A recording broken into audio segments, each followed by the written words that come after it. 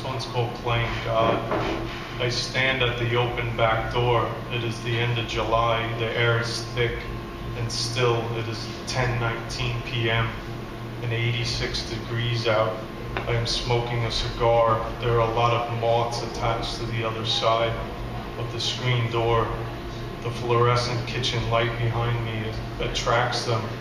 I blow smoke through the mesh into the dark, which doesn't bother them. Then I decide to put the tip of the cigar against the inside of the screen beneath each moth's body. Each one flutters away from the red heat, but then comes back again. I keep doing this over and over, and they keep returning to the screen, to the kitchen light, to the tip of the cigar.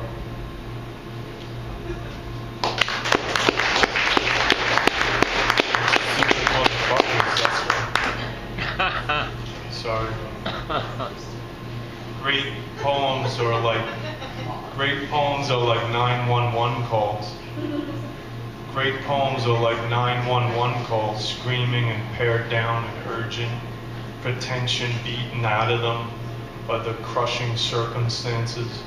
Not a literary game, but the real motherfucking deal. Would you ever use rhyme and meter when you dialed 911 for help? Then why, wait, it's not over. then why do it in poetry? You don't have as much time as you think, motherfucker.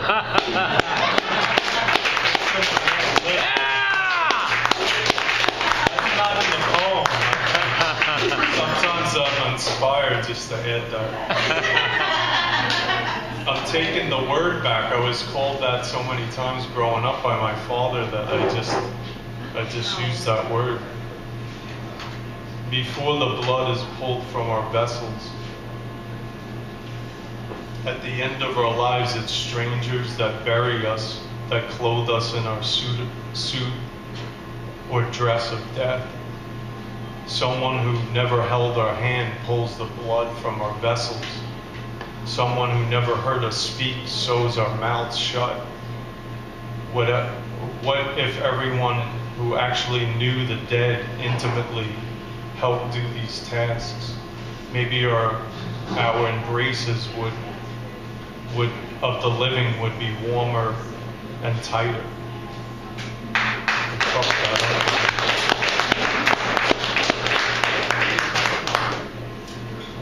This one's called Father's Day. Father's Day. My father was too controlling, too Gestapo-natured to overdrink, but I still fantasize about him suffering a bad case of whiskey dick on that night in May 1969, and those ugly microscopic tadpoles never making it out of his limp member, and me maybe being lost in a hangover jerk-off the morning after, shot into the toilet and sent swimming through the dark pipes beneath the Brooklyn streets, unborn at last.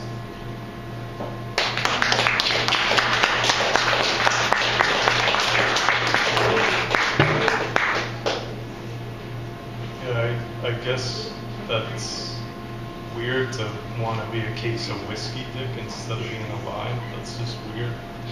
That's what I wrote that day, but that must have been fucked up. This one's called A Few Years In. We were at the bar as usual, sharing a smoke, when we noticed a friend crying. We asked her what's wrong. She told us she was lonely, that she wanted to be in love, that she wanted intimacy like ours.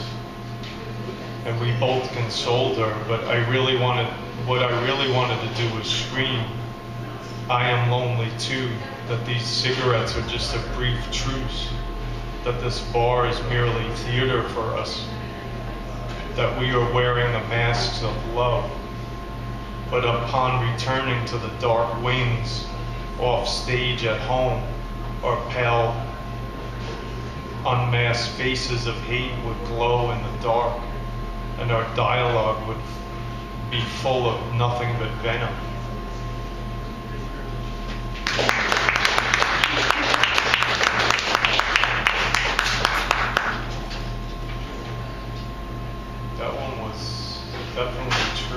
was weird. This one's called Wave Them Back to the Womb. As long as there is birth, there will be bombs. As long as there is umbilicals, there will be the devil's whip. As long as there is death, there will be more death. Heaps of death on top of death. Death fucking death. Squeezing out more death. Maybe the morgues and the maternity wards should not only be on the same floor, but operate within the same four walls. Let the newborns in their hot coats of blood scream into the frozen mute morgue drawers until the dead sit up and wave them back into the womb.